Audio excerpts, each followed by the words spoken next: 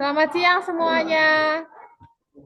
Siang. Siang, selamat Siang, siang. siang, siang, luar biasa. Siang.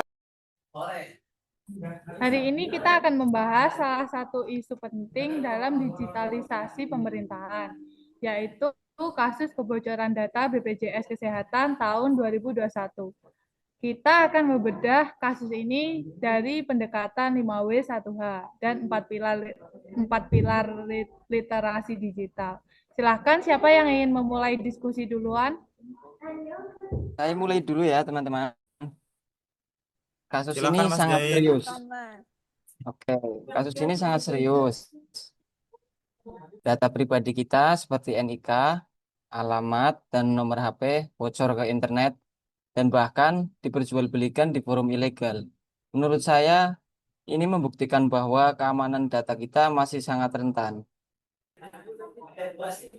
Saya setuju banget dengan Mas Amirul Muzain nih.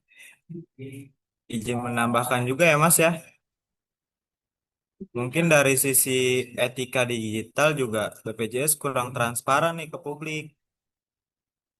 Karena dari kasus kemarin mereka sempat bungkam dan tidak segera memberikan klarifikasi atau solusi kepada nasabah atau pelanggan atau pengguna BPJS. Karena hal itu mencerminkan bahwa kesadaran instansi terhadap perlindungan data nasabah atau pengguna BPJS itu masih lemah. Betul tuh Mas Tajul. Kalau kita lihat dari sisi digital safety-nya ya, sistem mereka memang jelas tidak cukup kuat karena tidak ada bukti penggunaan enkripsi menyeluruh dan audit sistem keamanan pun sepertinya tidak rutin dilakukan.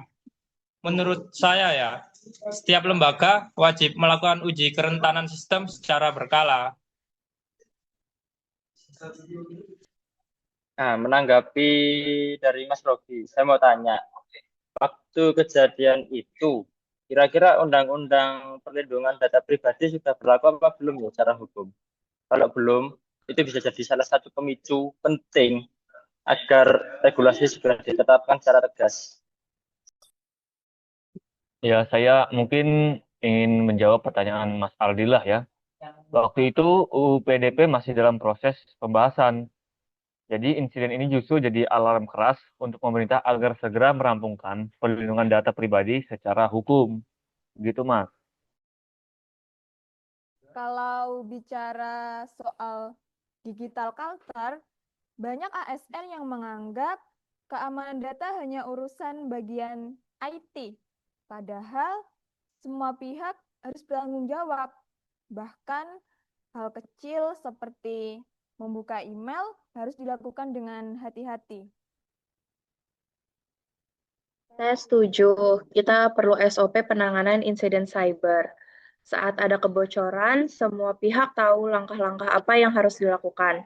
Tanpa SOP, respon akan lambat dan tidak terkoordinasi, seperti yang terjadi pada kasus BPJS. Bentar. Saya juga ingin bahas kasus isu yang sering dilupakan sih.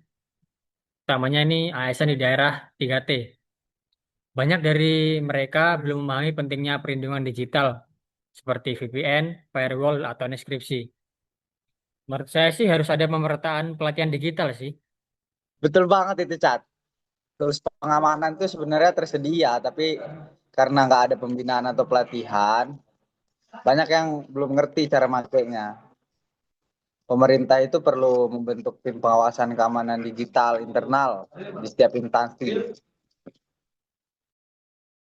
Terima kasih ya untuk semuanya, masukan dan pertanyaannya. Diskusi ini memperlihatkan bahwa kebocoran data bukan hanya soal teknis, tapi juga budaya kerja, regulasi, dan literasi digital. Semoga kita sebagai CPNS bisa menjadi agen perubahan di masa depan dengan lebih peka terhadap keamanan dan etika digitalisasi. Terima kasih semuanya. Terima kasih. Terima kasih. Terima kasih. Terima kasih. Lain kali kita bahas isu-isu lagi ya. Ya, kapan-kapan kalau berjumpa lagi. Cepat sehat ya Mas Jain.